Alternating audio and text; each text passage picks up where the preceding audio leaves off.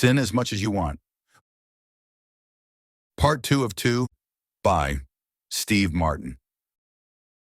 If you ain't free to sin, then you ain't free. That's a bold statement and one that might make some folks uncomfortable, but it's the truth.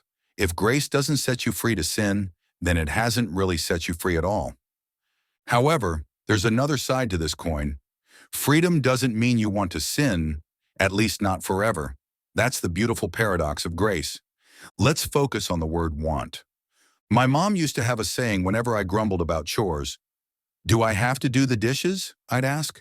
Her response was classic. "You don't have to if you want to." At the time, it drove me nuts.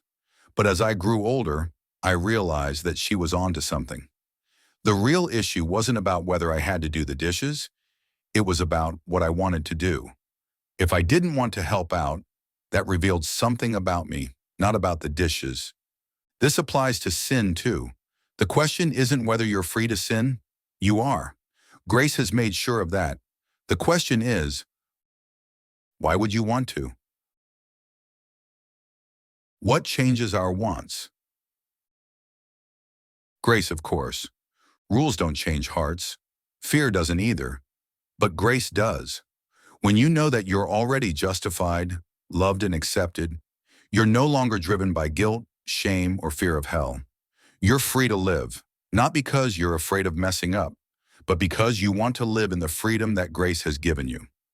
Paul wrote in Titus 2:11-12, "For the grace of God has appeared, bringing salvation for all people, training us to renounce ungodliness and worldly passions, and to live self-controlled, upright, and godly lives." Did you catch that? It's grace, not guilt, that trains us to turn away from sin and toward God. Grace doesn't just set us free from the law's condemnation. It sets us free to become someone new. It's not a rule book or a guilt trip.